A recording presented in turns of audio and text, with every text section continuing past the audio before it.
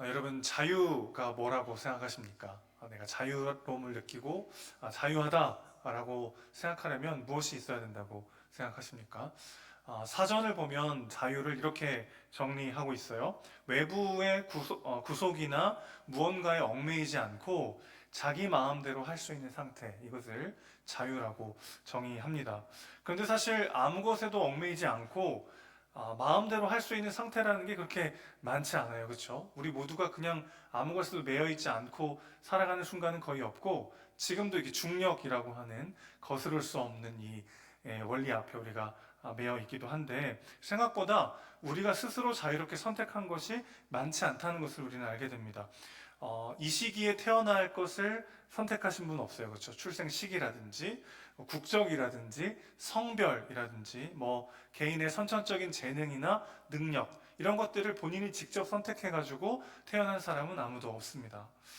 그리고 이 자유라는 것이 단편적이지가 않고 굉장히 복합적인 개념인 것이죠. 어느 한 영역에서 자유하려면 다른 영역에서의 자유를 제한해야만 합니다. 운동선수가 경기장 안에서 자유롭게 플레이를 하려면 운동장 밖에서의 자유를 계속해서 제한해야 합니다. 더 많이 먹고 더 자고 놀고 싶은 마음을 자유를 제한하고 운동을 열심히 해야만 필드 위에서 마음껏 자유롭게 플레이할 수 있는 거죠. 연주자가 무대 위에서 연주할 때도 마찬가지입니다. 막 이렇게 연주를, 어떤 악기인지 모르겠지만 하여튼 막 연주를 할 때 무대 위에서 자유롭게 연주하려면 무대 밑에서 끊임없이 자기의 자유를 제한해야만 가능한 거죠. 그 자유라고 하는 것이 어떤 단편적인 이야기가 아니고 굉장히 여러 가지 복합적인 상황과 사건들이 함께 얽혀서 만들어내는 무언가일 때가 있는 거죠. 그리고 무언가 자유롭게 한다고 해서 그것을 아무 것에서 얽매이지 않고 내 마음대로 한다고 해서 그것을 자유라고 다 부르는 게 아니라 때로는 그것이 방종이 되기도 합니다. 중독에 빠져서 삶을 망가뜨리고 있는 사람을 자유롭다고 우리는 말하지 않죠. 최근에 한 유명 배우가 마약 투여 의혹으로 보도된 뉴스를 본 적이 있었습니다. 그가 가진 어떤 부와 명예, 또 배우로서의 커리어, 또 남편이자 아버지자 가장으로서의 삶 전부와 어떻게 보면 바꾼 거라고 할 수 있겠어요. 그 마약을 하는 것이 정말 사실이라면 그것을 선택한 것은 나머지 모든 것들을 이제 제한한 선택이라고 할 수 있겠는데, 그것을 우리는 자유로운 선택이다라고 말하지 않죠. 중독이기도 하고 방종이기도 합니다. 그렇기 때문에 자유라고 하는 것은 본인이 추구하고자 하는 어떤 가치를 위해서 때로는 무언가를 제한하기도 하고 포기하기도 하면서 건강하게 삶을 영위할 수 있는 힘이다, 이렇게 정리할 수도 있을 것 같아요. 사실 복음이 우리에게 주는 것은 자유와 여유입니다. 복음이 우리에게 궁극적으로 말하고자 하는 건 우리가 그리스도 예수 안에서 자유인이 되었다는 거예요. 우리가 무언가 자격과 조건을 갖추어야만 용납받는 것이 아니라 그것 없이도 사랑받고 용납받는다라고 우리에게 말하기 때문에, 이 복음의 메시지가 우리 마음에 와닿을 때 우리는 나를 억누르고 있던 것들로부터 자유해지기 시작하는 것이죠. 그리고 그 자유를 가지고 나를 증명하기 위해서 혹은 내 유익을 얻기 위해서만 쓰는 것이 아니라 나를 사랑하시는 분의 영광이 되는데 사용하고 싶은 거룩한 열망을 갖게 되는 것이죠. 자, 그래서 오늘 본문을 통해서 바울이 4절에서 말하는 것처럼 그리스도 예수 안에서 우리가 가진 자유라는 것이 무엇인지 세 가지로 한번 정리해 보려고 합니다. 첫 번째입니다. 그리스도 안에서 우리가 누리게 되는 자유는 문화적 자유입니다. 오늘 본문은 14년 후에라고 시작이 되고 있죠. 본문은 바울이 14년 만에 예루살렘을 방문하는 이야기로 시작하고 있어요. 사실 바울은 예루살렘에 가는 것이 그렇게 흔치 않은 일이었습니다. 다메섹 도상에서 예수님을 만난 다음에 회심하고 그는 아라비아라고 하는 지역에서 한 3년 정도를 보내게 돼요. 그 다음에 다메섹에서 잠시 머문 다음에 예루살렘으로 잠깐 갑니다. 한 15일 정도. 그리고 거기서 야고보와 베드로를 만나게 되죠. 그런 다음 바로 자신의 고향이었던 다소와 그 주변 지역에서 한 10년 동안의 야인 생활을 하게 됩니다. 그 뒤에 바나바의 부름을 받고 최초의 이방 교회였던 안디옥 교회에 가가지고 1년 정도 같이 사역을 하게 돼요. 그렇게 1년을 사역한 다음에 바나바와 바울은 함께 선교 여행을 떠나게 됩니다. 한 2년 정도 선교 여행을 떠나게 되죠. 그리고 난 다음에 다시 안디옥 교회로 돌아왔다가 그 다음에 예루살렘으로 가게 됩니다. 자, 이 바울의 이 사역 과정을 굳이 말씀드린 이유는 회심 이후에 바울이 생각보다 예루살렘과는 상관없는 곳에서 계속 사역해 왔다는 것을 말씀드리고자 함인데요. 그랬던 바울이 왜 14년 만에 예루살렘을 다시 방문해야만 했을까요? 2절을 보시면 하나님의 계시를 따라서 그가 갔다라고 되어 있습니다. 하나님께서 예루살렘으로 직접 가라고 하신 것이죠. 그 이유가 이어서 나오는데 유력한 자들에게 자신의 사역의 열매를 검증받기 위해서였다는 것을 우리는 보게 됩니다. 여기서 말하는 유력한 자들이라고 하는 건 사도들을 뜻합니다. 예루살렘 교회 야고보나 베드로 같은 사도들을 의미하는데 자신이 그간 사역했던 것들이 헛된 것이 되지 않기 위해서 사도들에게 공식적으로 검증받으려고 했던 거죠. 자신이 전했던 복음이 참 복음임을 사도들을 통해서 공증받으려고 예루살렘으로 갔다라는 것입니다. 바울은 왜 자신의 사역과 자신이 전했던 복음을 사도들에게 검증받아야 했을까요? 자, 2년여에 걸친 1차 선교 여행을 마친 다음에 바울과 바나바가 자신들을 파송했던 안디옥 교회에 이제 돌아가게 됩니다. 안디옥 교회에 돌아가 보니까 교회가 막 아수라장이 된 거예요. 예루살렘으로부터 올라온 유대주의자들, 율법주의자들이라고도 부를 수 있겠는데 그들이 구원을 위해서는 할례도 받아야 되고 율법도 지켜야 된다라고 주장하면서 교회를 막 혼란스럽게 하고 있었습니다. 서두에 말씀드렸듯이 안디옥 교회는 이스라엘 지역이 아닌 이방 지역에 세워진 최초의 교회였어요. 그 안에는 유대인이 많았겠습니까? 이방인이 더 많았겠습니까? 이방인들이 훨씬 더 많은 거죠. 그 가운데 이제 예루살렘, 그 교회의 정통성을 가진 예루살렘으로부터 율법의 선생들이라고 하는 사람들이 와가지고 여러분들이 할례도 받아야 되고 율법도 더 잘 지켜야 됩니다. 그러지 않으면 구원받을 수 없습니다. 이렇게 막 가르치니까 안디옥 교회 안에 큰 혼란이 있었던 거죠. 자, 그래서 바울은 그 문제를 명확하게 하기 위해서 사도들에게 공식적으로 이 문제를 판결해 주기를 바라는 마음으로 예루살렘까지 갔었던 거죠. 한 14년 만에 그는 다시 예루살렘을 방문하게 되었었다. 그 이야기를 이제 갈라디아 성도들에게 전하는 편지에다가 적고 있는 겁니다. 왜 그 사람들한테 이 이야기를 하고 있을까요? 지금 갈라디아 지역의 성도들도 똑같은 문제에 빠져 있어요.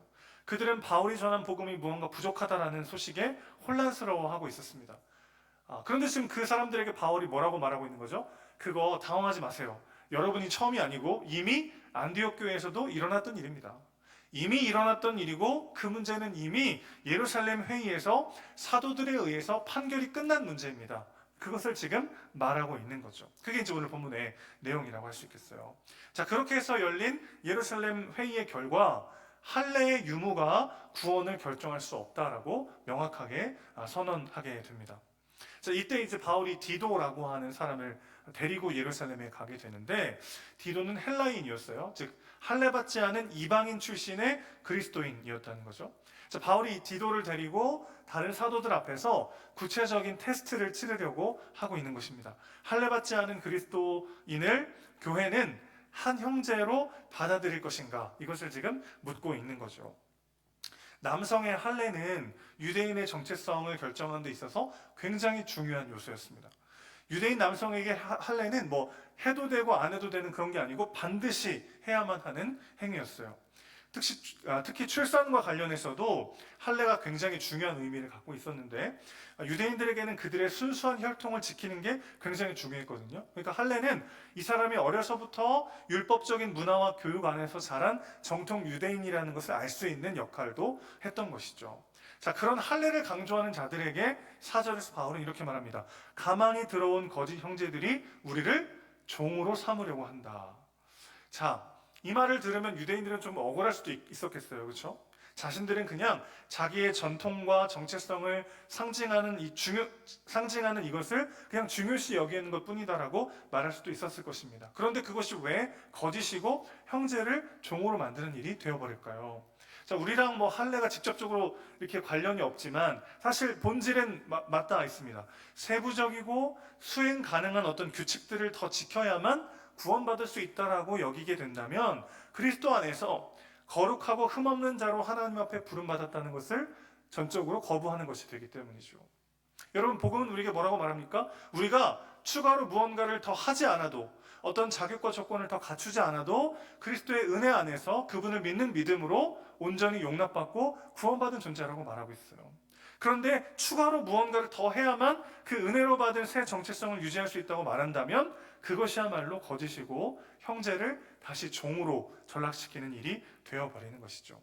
자, 오늘 우리에게로 좀 적용해 보도록 하겠습니다. 우리에게도 나에게 익숙한 것, 내가 열중했던 것들을 절대화하는 경향이 있곤 하죠. 어떤 문화적인 세련됨이나 적합함, 또 나에게 친숙하거나 익숙한 것들을 절대화해서 마치 그것이 진리인 것처럼 믿고 나를 강요하고 상대방을 강요할 때가 종종 있는 거죠. 그렇게 되면 어떻게 됩니까? 복음의 감격과 자유를 잃어버리게 되는 거죠.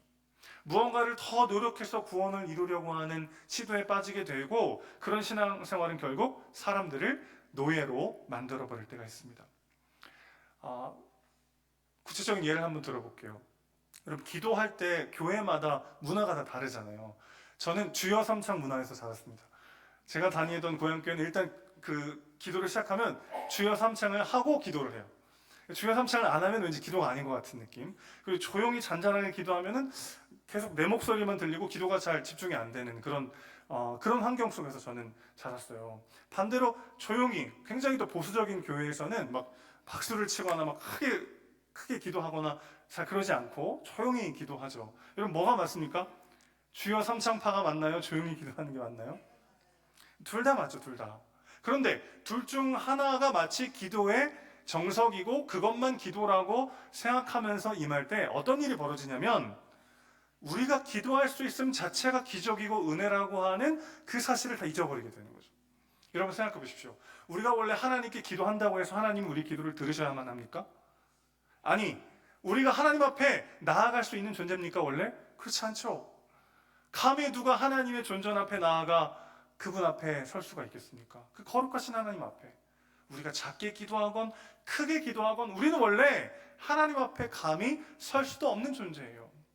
그런 우리를 그리스도의 죽으심과 부활로 인해 우리의 모든 죄를 사하시고 있는 모습 그대로 용납하시고 우리의 작은 간구와 그 모든 기도를 다 들으시고 응답하시는 분이 우리 하나님이신 줄 믿습니다.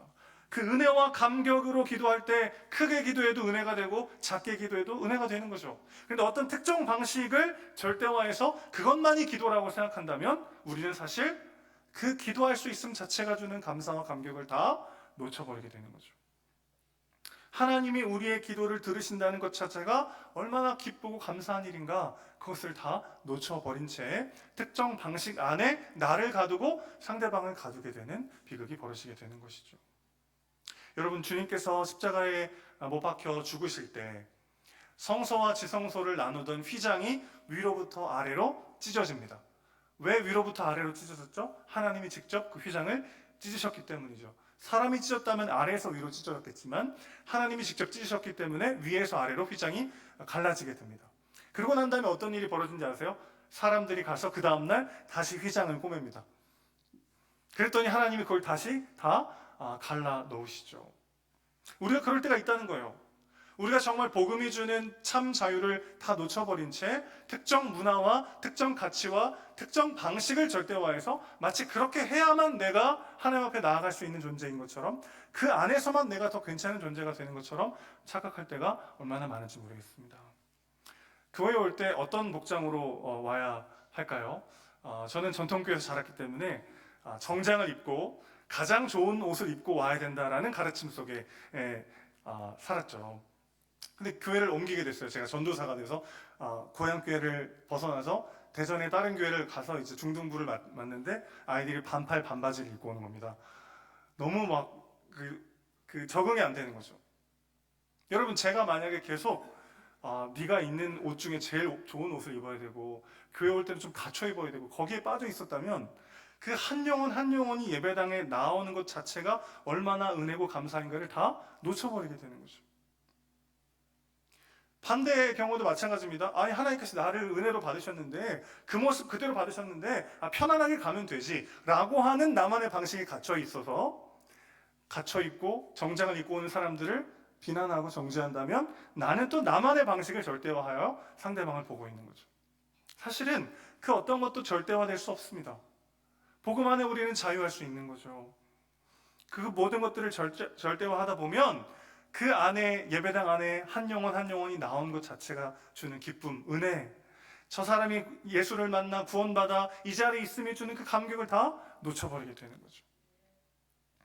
하나님이 위에서 아래로 휘장을 찢으신 후에 사람이 그 휘장을 꿰맸던 것처럼요. 특정 문화, 특정 정치적 신념, 나만의 경험과 가치관을 절대화해서 하나님의 말씀보다 중요하게 여기고 있는 것은 무엇인지 돌아보는 우리가 되길 소망합니다. 우리의 삶의 구원과 행복을 위해서 이것만은 꼭 가져야 되고 이것만은 꼭 지켜야 되고 이것만은 꼭 갖춰야 된다라고 스스로에게 그리고 주변 사람들에게 나도 모르게 강요하고 있는 것이 무엇인지를 돌아봐야 하는 것이죠. 유대주의자들은 할례 없이는 자신들의 정체성을 잃어버리는 것처럼 이방 신자들을 미혹하기 시작했어요. 이것이 없으면 나도 없는 것처럼 여기게 된 거죠. 그러나 여러분, 하나님께서 우리의 아버지가 되었다는 것은 그 어떤 결핍과 실패도 우리의 정체성을 빼앗을 수가 없다는 것을 의미합니다. 적어도 내가 이런 모습은 갖추었어. 다른 사람에게 떳떳하게 인정받을 만한 이런 것을 내가 이루었어. 그런 거 없어도 하나님은 우리에게 영원한 생명과 가장 가치 있는 의미를 부여하시는 분이신 것이죠. 여러분에게 할례는 무엇입니까? 여러분만의 할례는 무엇입니까? 그것에 목숨 걸지 않는 우리가 되기 원합니다. 예수 그리스도가 주시는 참 자유를 누리면서 담대히 주어진 삶을 살아내는 우리 모두가 되시기를 주님의 이름으로 축원합니다. 두 번째입니다. 그리스도 안에서 우리가 가진 자유. 두 번째는 정서적 자유입니다. 여러분, 바울과 함께 예루살렘으로 갔던 디도를 다시 한번 생각해 보세요. 그의 마음이 어땠을까요? 예루살렘 회의 전과 후 그의 마음이 어떠했겠습니까? 할례 받지 않았던 이방인, 그 디도가 어떤 자신이 정통 유대인 출신의 이 사도들에게 한 형제로 정말 받아들여질 수 있을까? 그런 막 걱정과 염려가 있지 않았겠어요? 본문에 다 나오진 않으니까 디도의 정확한 심리와 감정에 대해서 우리가 다 알 수 없지만, 여러분, 앞으로 이 중요한 회의가 있고 이 가운데 내가 받아들여질 것이냐 받아들여지지 않을 것이냐가 결정된다면 그럼 아무렇지도 않게 그 장소에 갈 수 있는 사람이 누가 있겠어요? 디도의 마음은 지금 예루살렘 회의의 결과에 따라서 내가 교회 공동체 안에 더 들어갈 수 있을까 없을까, 그것을 염려하며 아마 걱정하고 근심하기도 했을 것입니다. 그런데 예루살렘 회의에서 할례 받지 않음이 한 형제됨에 아무런 방해가 되지 않는다고 공식적으로 선포됐을 때 그가 누리는 이 정서적 평안과 자유를 한번 생각해 보십시오. 자격을 갖춰야만 용납받을 수 있다면 불안할 수밖에 없습니다. 왜죠? 그 자격을 갖추지 못할 때에도 불안하고 그 자격을 잃어버릴까봐 오는 불안과 두려움 때문에도 넘어질 수 있기 때문이죠. 반대로 존재 자체가 용납받을 때 그 두려움과 불안으로부터 온전히 자유할 수 있는 거죠. 하나님과의 관계가 어떤 우리의 도덕적 행위에 달려 있다면 늘 죄책감과 불안함에 시달릴 수밖에 없어요. 그러나 우리는 기억해야 합니다. 하나님께서 우리를 사랑하시는 근거는 우리의 어떠함에 있지 않아요. 그분은 우리를 있는 모습 그대로 사랑하시는 분이십니다. 그렇기 때문에 우리가 마음껏 주님 앞에 자유함으로 나아갈 수 있게 되는 거죠. 하나님이 우리를 왜 사랑하십니까? 하나님은 우리를 사랑하시기 때문에 우리를 사랑하십니다. 이거 말고는 다른 이유가 없어요. 다시 한번요. 여러분, 하나님께서 여러분을 사랑하신다는 걸 믿으십니까? 왜 사랑하시죠? 그분이 여러분을 사랑하시기 때문에 여러분을 사랑합니다. 이거 말고는 다른 이유가 없어요. 거기에 우리의 그 어떤 공로와 자랑과 행함을 들이댈 필요가 없습니다. 그 어떤 자격과 공로도 하나님 앞에 나아갈 때는 가져갈 필요가 없는 거예요. 우리의 존재 자체를 하나님이 사랑하시기로 다짐하시고 결단하시고 그렇게 우리를 사랑하시기 때문에 그렇습니다. 복음은 그리스도 안에서 내가 누구인가에 대해서 말합니다. 내가 그리스도 안에 들어가기 위해서 무엇을 해야 되는지에 대해서 말하지 않아요. 우리가 어떤 존재인지를 상기시키고 우리가 어떤 사랑을 받았는지를 기억하게 하고 그 부르심에 합당한, 존재에 합당한 삶을 살라고 우리에게 도전하는 거죠. 자, 그래서 6절 말씀 보시면 바울이 이렇게 말합니다. 저 유력한 이들은 내게 의무를 더해준 것이 없다. 유력한 자들이 사도들을 뜻한다 말씀드렸죠. 사도들이 그 예루살렘 회의 결과 구원을 위해서 무언가 더 의무를 해야 되고 더 뭔가를 해야 하는 것이 아니다라는 것을 명확하게 선포했다는 거죠. 사도들은 그들의 신앙 고백과 그들에게 주신 계시의 말씀 위에 교회를 세운 사람들입니다. 주님은 그들을 통해서 교회를 세우셨어요. 즉 사도들의 선언이 곧 예수님의 선언인 것이죠. 예수님은 우리에게 그 어떤 의무도 더하여 주신 적이 없어요. 그리스도께서 이미 다 이루어 주셨기 때문에 그렇습니다. 정서적 자유가 왜 중요할까요? 복음이 주는 정서적 자유는 우리의 순종의 동기를 바꿔놓기 때문에 그렇습니다. 하나님의 사랑과 은혜를 깊이 경험하고 나면 두려움과 불안함으로 순종하는 것이 아니라 감사함과 자유로움 가운데 순종하게 되는 거죠. 여러분, 두려움과 의무감은 순종하는 사람을 지치게 만들어요. 내가 무언가 적어도 그래도 이 정도는 해야 되지 않을까? 적어도 내가 괜찮은 신앙인이라면 이 정도는 갖춰야 되지 않을까? 거기서 오는 그런 불안함이나 자기 증명을 위한 두려움에서 오는 그런 헌신은 우리를 지치게 만들어요. 그러나 누군가를 사랑하면, 사랑하기 때문에 하는 헌신은 보람과 기쁨으로 우리를 가득 차게 만드는 거죠. 그럴 때 어떤 일이 벌어집니까? 지속 가능한 헌신이 이루어지게 되는 거죠. 신학대학원 때 새벽 채플에 대한 부담이 너무 컸어요. 못 나가면 너무 부끄럽고 막 죄책감이 드는 거예요. 전도사가 새벽 기도도 안 나가고 새벽 채플도 빠지면 어떡하나 막. 그래서 막 이렇게 경고도 오거든요. 이렇게 막 너무 많이 빠지면 학기 마무리도 안 되고 막 재수강도 해야 되고 막 그렇거든요. 근데 제가 학부 때 신학을 전공 안 하다 보니까 처음 1학년 1학기 때 올라가는데 너무 어려운 거예요. 뭐 모르는 말들 투성이고. 그래서 이제 더 열심히 공부하는데 숙제를 하나 해도 대학교 때 학부 때 신학을 전공한 친구들에 비해서 훨씬 더 오래 걸리는 겁니다. 기본 공부를 많이 해야 이 숙제를 할 수 있으니까. 그러니까 막 숙제 하나 하면 1시, 2시예요. 1시, 2시에 자서 새벽 5시, 6시에 어떻게 일어납니까? 눈 떠보면 8시고 막 어떻게 하지? 막 그런 일들이 많았어요. 막 그렇게 새벽기도 못 가면은 막 죄책감이 오는 거예요. 막 그럴 때마다 이런 구절이 막 떠올라요. 사무엘이 막 나는 기도하기를 쉬는 죄를 범치 않겠다 했던 막 그런 구절들이 유독 막 생각이 나요. 그래서 막 이번 주 이렇게 기도 안 했는데 막 이번 주 설교 죽쓰는 거 아니야? 막 그런 생각이 들고 이번 이렇게 기도도 안 했는데 이번 사역 망치는 거 아니야? 막 그런 불안이 있는 거죠. 반대로 새벽 기도를 5일 출석하잖아요. 그 주는 막 계속 누구 왔나 안 왔나 계속 살피는. 김전도사 오늘 또 빠졌네. 뭐 정지하고. 박전도사 저 어젯밤에 저 치킨 시켜 먹더니 이제 오늘도 안 나왔네. 계속 이렇게 정지하고 비난하게 되는 거죠. 그러다가 한 번은 어떤 한 주간을요 출석 체크를 아예 없이 자율적으로 새벽 예배 가게 한 적이 있어요. 그때 제가 몇 번을 갔을까요? 5번 중에 기억이 안 나요, 솔직히. 근데 한 번 한 번 갈 때마다 너무 편한 거예요. 너무 자유로운 거예요. 전도사가 되기 전에 청년 때 갔던 그 새벽 예배. 내가 하나님 앞에 마음껏 부르짖고 기도할 때 하나님 주신 은혜와 사랑을 누리면서 그 기도의 능력으로 내 삶을 살아냈던 그 순간들이 떠오르고 그게 주는 자유와 새 힘이 너무 컸어요. 여러분, 우리의 열심, 우리의 헌신의 동기를 우리는 늘 돌아봐야 합니다. 사랑받기 위해서, 인정받기 위해서 하는 것인가? 사랑받았고 인정받았기 때문에 하는 것인가? 우리는 늘 돌아봐야 되는 거죠. 다시 한번 강조하고 싶어요. 복음은 우리에게 무언가 하라 마라 말하지 않아요. 그리스도께서 우리를 위해 무엇을 행하셨는지를 계속 상기시킬 뿐입니다. 그분의 변함없는 완전한 사랑을 신뢰하시기를 주님의 이름으로 축원합니다. 존재를 보장받은 자가 누리는 자유를 누리는 우리 모두가 되시기를 주님의 이름으로 축복합니다. 마지막 세 번째예요. 그리스도 안에서 우리가 가진 자유. 마지막 세 번째는 관계적 자유입니다. 자유는 원래 방정으로 흐르기가 쉽잖아요. 그렇죠? 그래서 특히 이 세 번째 자유가 중요한데 그리스도 예수 안에서 갖는 자유는 진리 안에서의 자유이죠.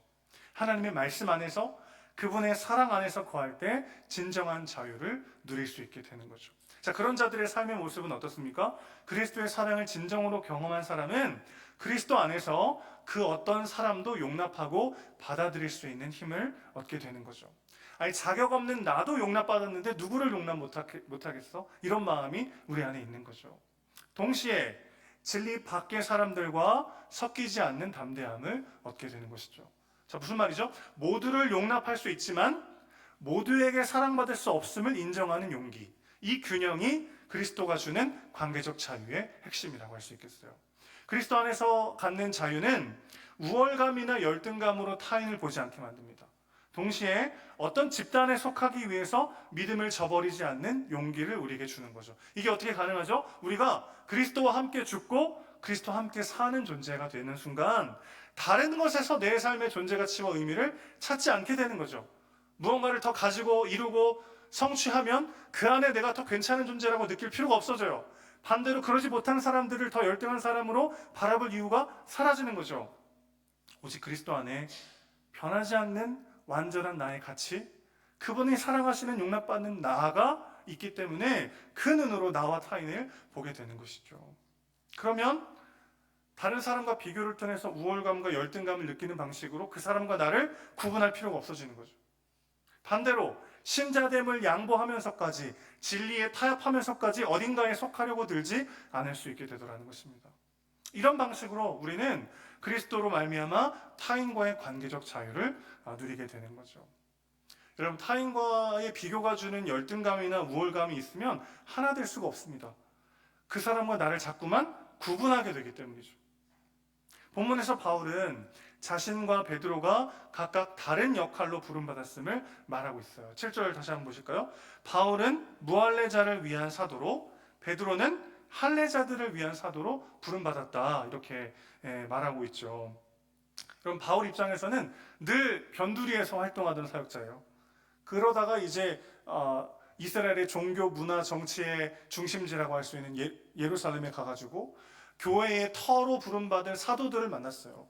얼마나 참 뭔지 모를 열등감이 느낄 수 있는 지점입니까? 예수님과 동고동락했던 그 사도들을 만났을 때 자기는 예수님이 이 땅에서 사역할 때 한 번도 만난 적도 없어요.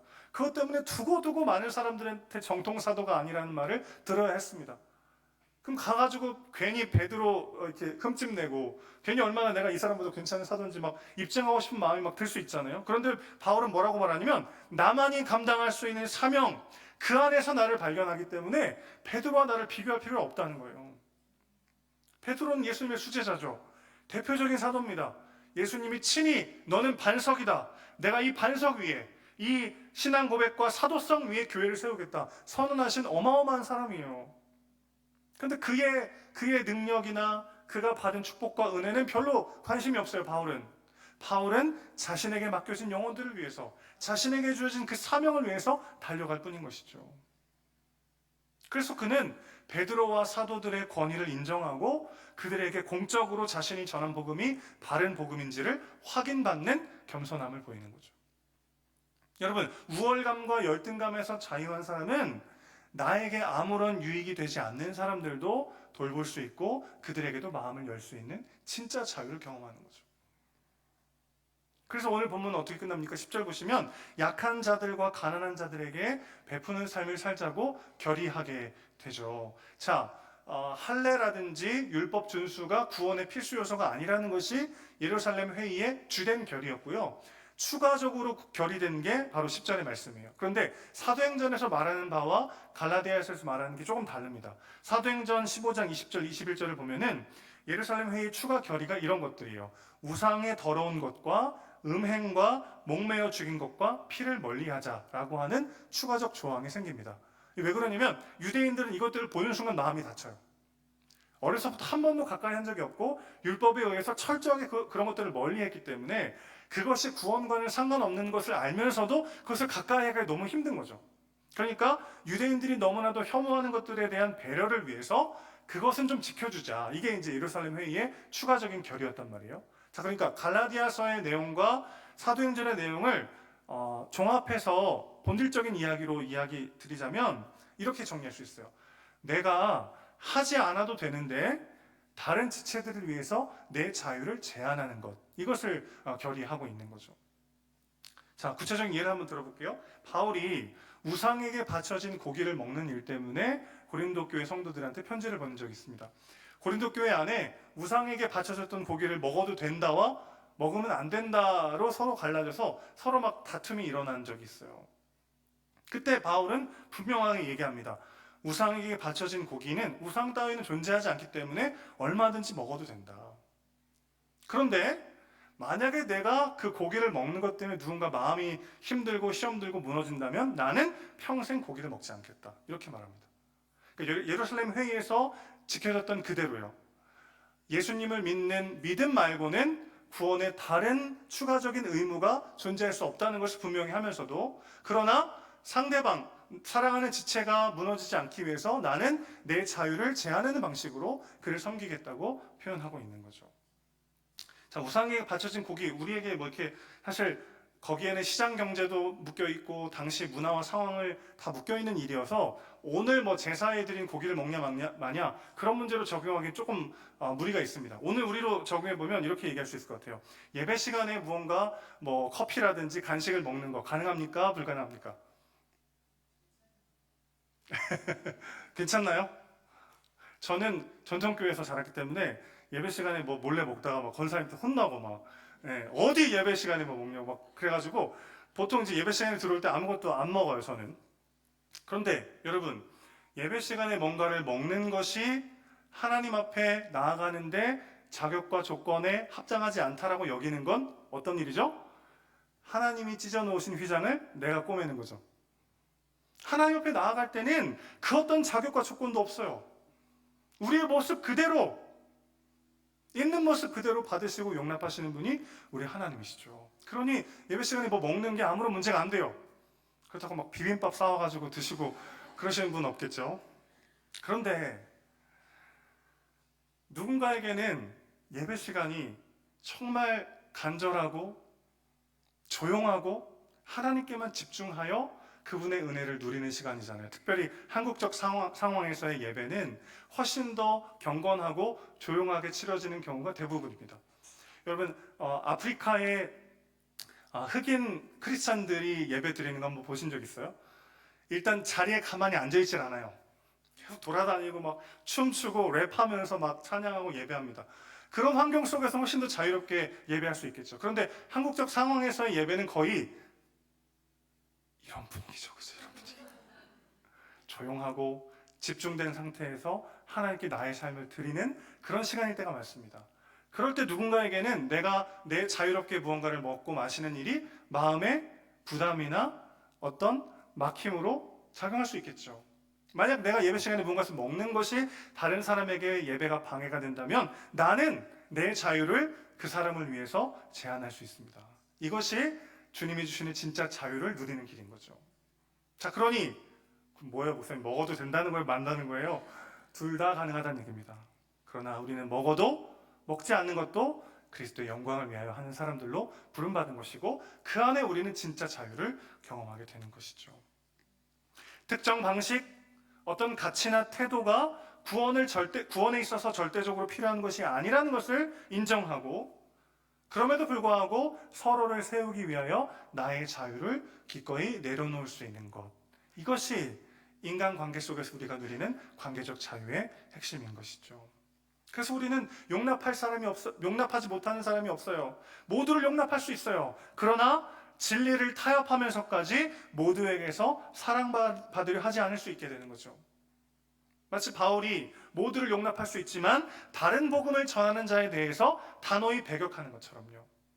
베드로가 예루살렘 회의의 결과와는 다른 행동을 할 때가 있었습니다. 이 뒤에 이제 나오겠습니다만은 이방인과 이렇게 같이 먹다가 예루살렘에서 유대주의자들이 온다는 소식을 듣고 내가 급한 약속이 있었는데 깜빡했어요 하고 그냥 가버렸어요. 그 일을 두고 바울이 아주 호되게 책망합니다. 베드로에게 겸손하게 자신이 사역했던 것들을 공증받으려고 그렇게 다가갔던 바울은 베드로의 행동이 다른 복음을 지지하는 사람들의 편을 들어주는 것처럼 결과적으로 그렇게 행동하자 그의 모습을 단호하게 책망했던 거죠.